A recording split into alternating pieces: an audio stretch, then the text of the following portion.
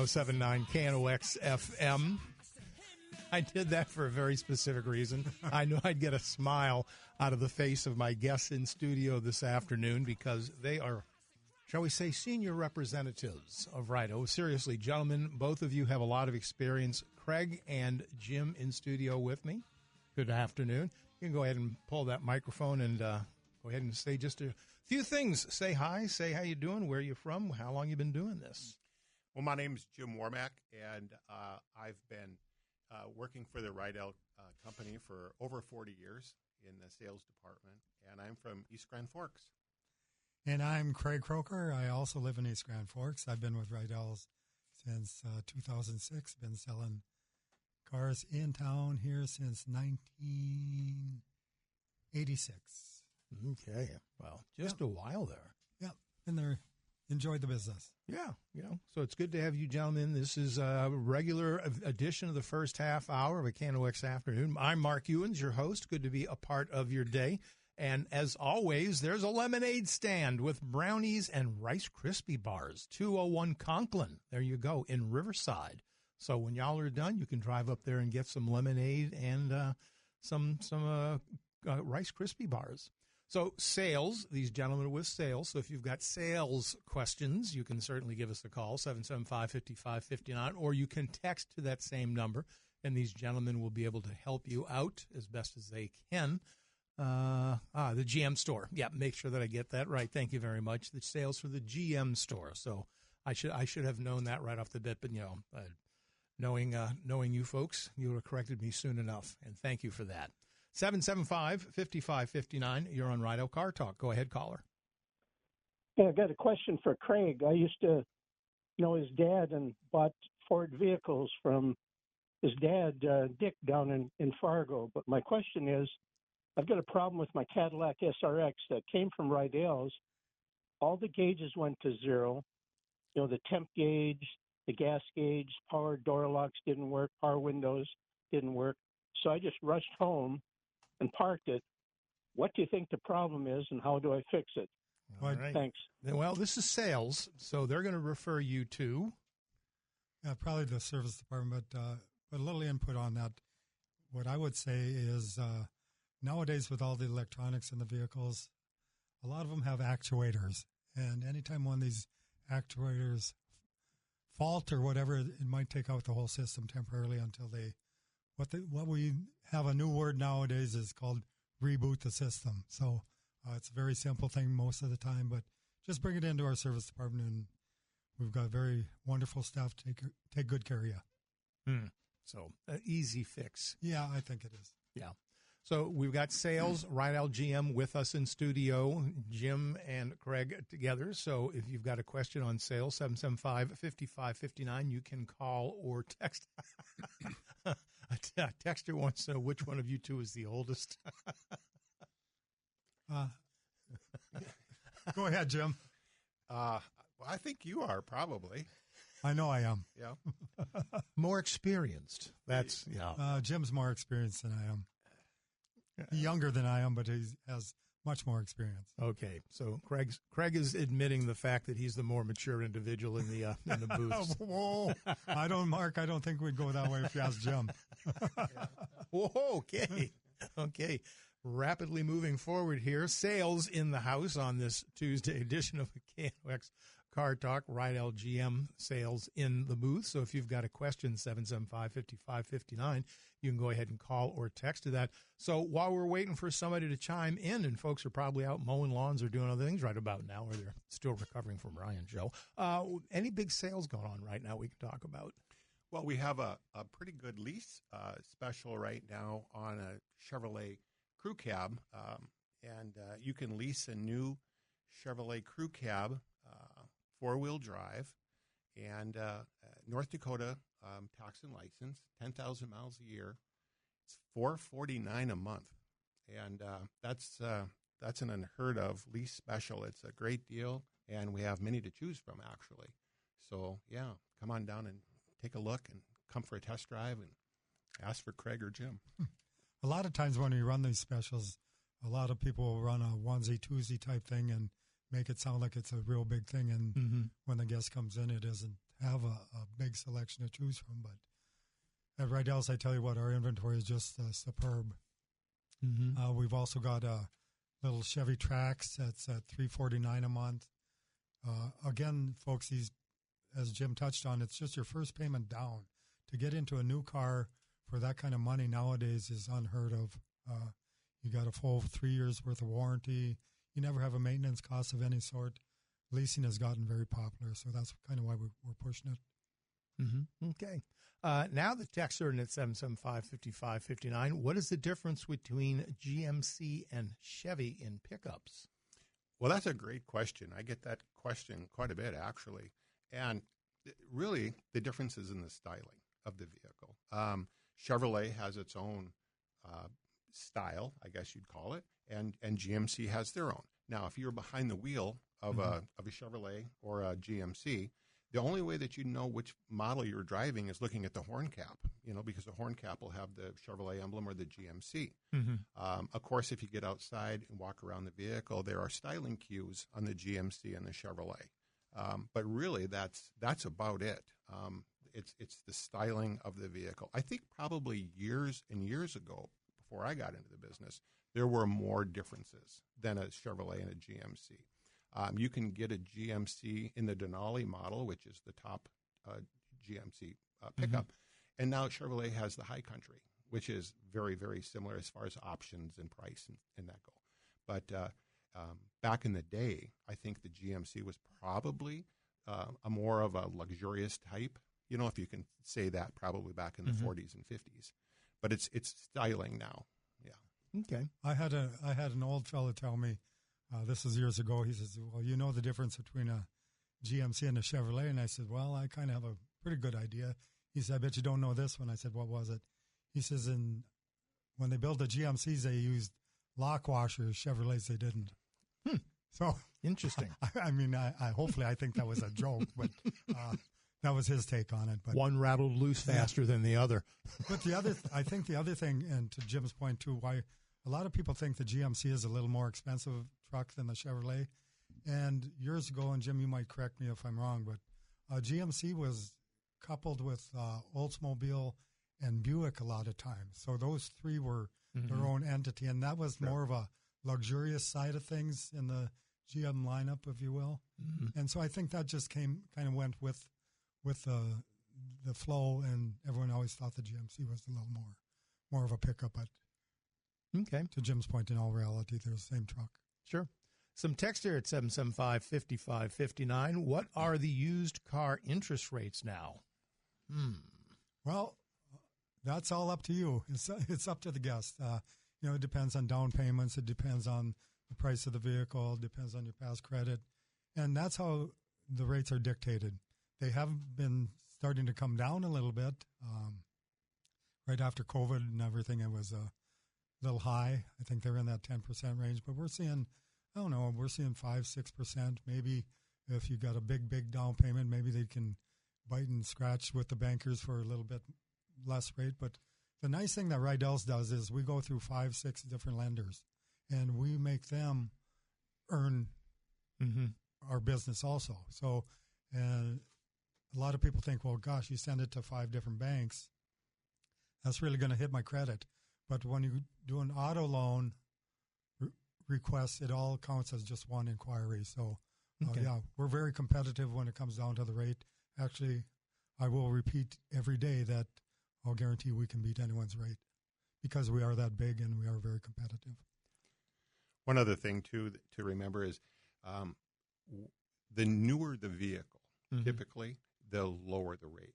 Sure. And so if you're looking at a 2010, 12, 13 model vehicle, because of that price of that vehicle is a little less, the rates do tend to be a little higher. Not because of your credit by any means. It's just kind of the way the banks operate. They have tiers. So they'll have a new car tier, and that new car tier might be a 25, 24, 23, maybe 21 even tier. And then it tiers down, and as it tiers down, the rates do go up a little bit. Not because of a person's credit or anything like that.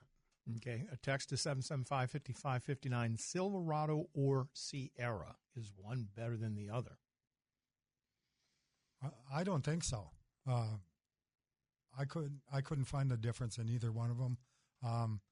They each have their own trim levels that parallel each other. So, to Jim's point earlier, the High Country and the Denali are the same truck. I think it's just more personal preference.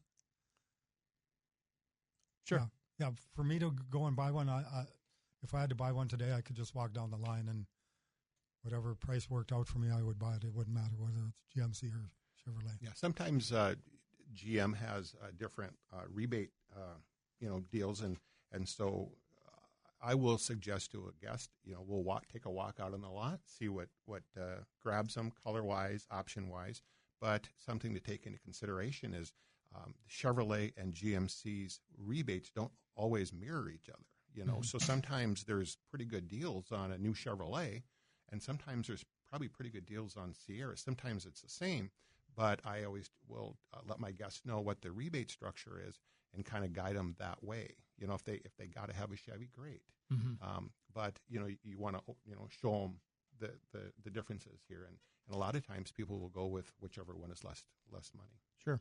Go ahead. I'm sorry, and I think the manufacturer dictates that a lot of time too. Oh, sure. Is they will look at the surplus of GMC or the surplus of Chevrolet, and according to that, maybe in the next quarter or whatever the case may be, you might find some of that. But another interesting point in that regards, real quick, is say you trade in a GMC on a GMC, there's an additional rebate. You trade a Chevy in on another Chevrolet, there's that what they call loyalty money. Yeah. Okay. So whereas if you trade a GMC on a Chevy, then you're going to obviously lose that loyalty money. Sure. 775-5559, you're on Rydell Car Talk. Go ahead, caller. Hi, Mark. Hey, guys. Hello. I've always heard a body man once told me this, who did body work. He was old school, but he said that the GMC trucks have like all steel, like front bumpers, and then the Chevys didn't. So I don't know if there's any truth to that, but I mean, most bumpers now are hidden behind plastic, but he said GMC had the all steel,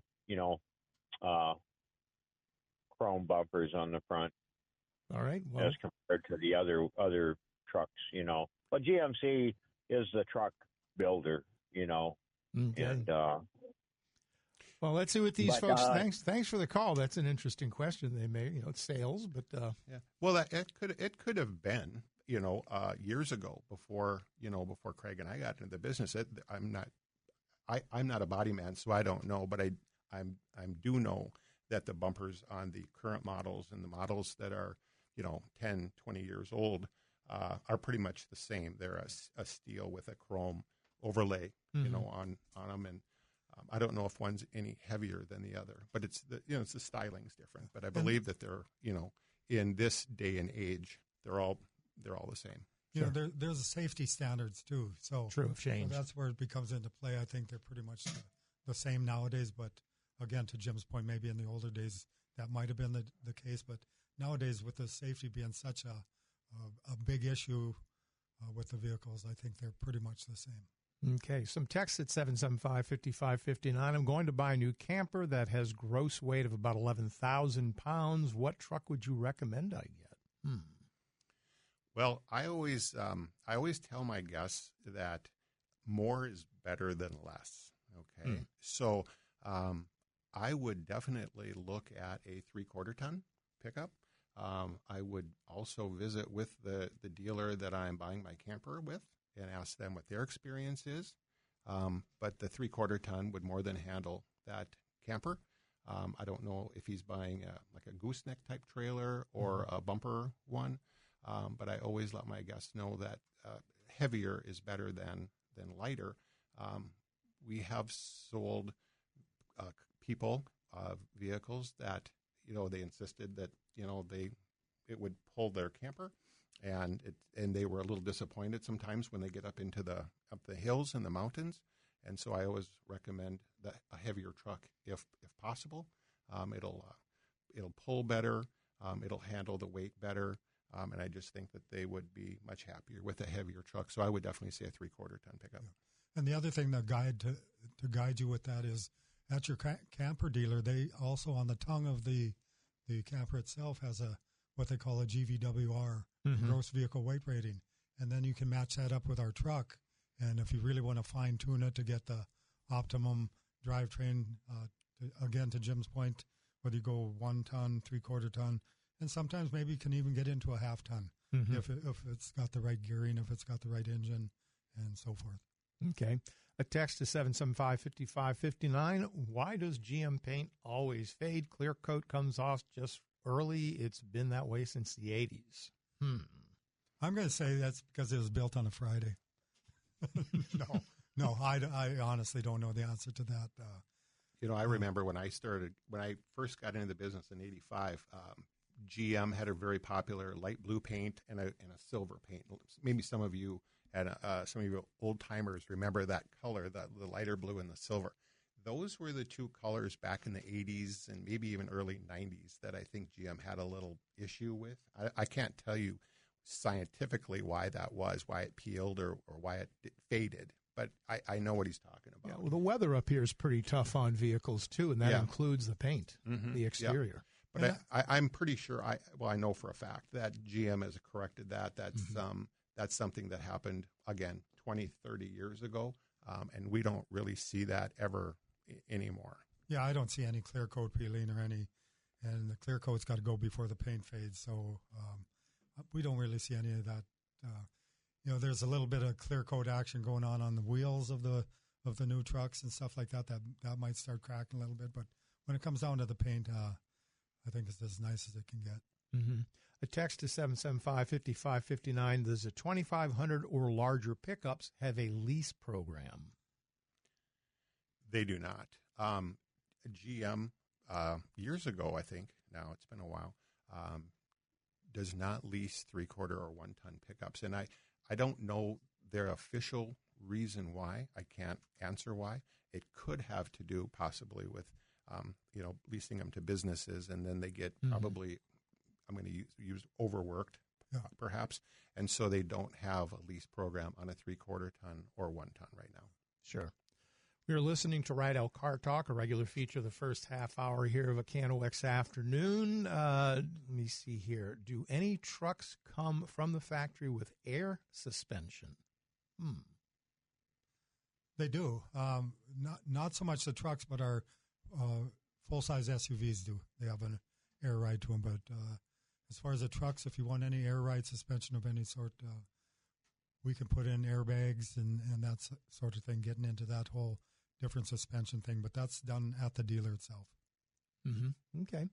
I know you both have had repeat customers, but what is the longest running customer and how many vehicles roughly? Ooh.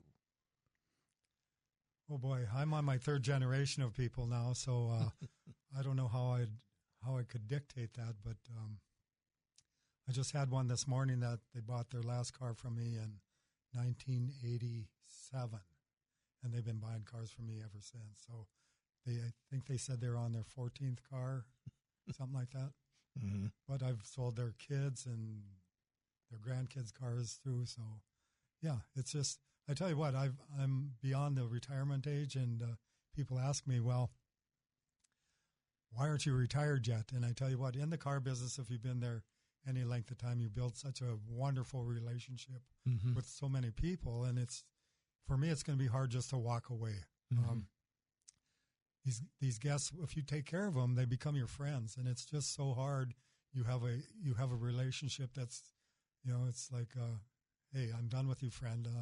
Adios, and it's not that easy. And Jim and I put our time into, and we've earned that. And now the job is, I'll admit, I don't really work that hard anymore.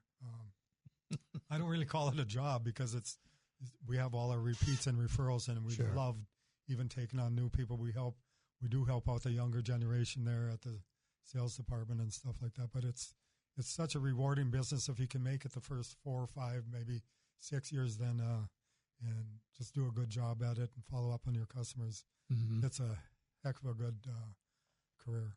Okay, as our time draws to a close here, do your guests ever see a time in which new vehicles will price themselves out of reason? New Suburban's over $100,000. Well, that's a cheap one. Go ahead, Joe. Well, they can't. They can't. The GM's got to keep the factories running, employ all the people that they do. That's why these lease, GM's come up with these lease programs on these pickups and stuff for $449. You can lease a new Trax for $349. So do things get expensive? Absolutely, they do. But they also build many vehicles that are affordable for everyone. And there's many different ways to finance. There's many different ways to lease. And Craig and I would be happy to discuss that. But I think the short answer is no, they won't, because they can't.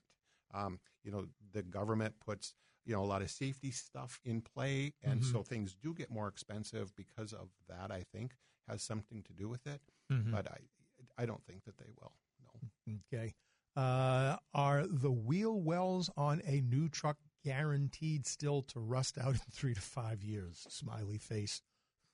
Yes. No. What's changed now, and what I've seen so far, is they've got a new inner liner fender. Fender liner. It's made of a felt type thing that's guaranteed for, I guess I don't know what the warranty is on that, but yeah, you look at any, you can pick GM, you can pick up pretty much any make, and if it isn't properly taken care of, you're going to get that rust. But I've got an older Chevy, and I know the guy, I sold it new and to the fella, and I knew how he took care of it, and it doesn't have a bit of rust on it. So it's just a matter of, I tell you what, you got to maintain them, and you got to keep them clean nowadays with what's on the roads and stuff. But all in all, I think they all rust if you don't take care of them. I know this is the GM shop we're talking to, but of course somebody needs to know, Civic or Corolla? Jeez. Come on, guys. Hey, I've had them both for my work cars. I've had both a Corolla and I drive a little Honda Civic now too. And see, I don't have to worry about that because I'm too big. I can't get in either one of them. So, we'll let that go right now. I bought over 200 used cars from Alvis Amble. Is he still there? No, unfortunately, Alvis has since gone on to the great car shop in the sky. So, yeah, he was a heck of a man. Yes, he was. Yeah. Well, anything you want to say here as we wrap this up, gentlemen? No, not really. It was fun to be on air and answer questions. And I do invite, though, people, if you have questions about a car or a financing question or anything, you can stop by Rydell's and visit with Craig or myself. We're always bopping around on the showroom floor, so invite anybody that wants to stop by and visit and have one of those delicious cookies that we were so famous for over there, and see us, either one of us. Yeah. And the only thing I'm going to leave people with is, no, I am not retired, and I see guests come in and say, "Oh, I thought you've been retired a long time ago," but no, I'll just pass that on. No, I'm still there, and been more than happy to take care of you. All right. That's all I've got. Jim, Craig, thank you all both for being here today on this Rydell Car Talk GM Sales Department. Thank you, Mark. So thank you all very much.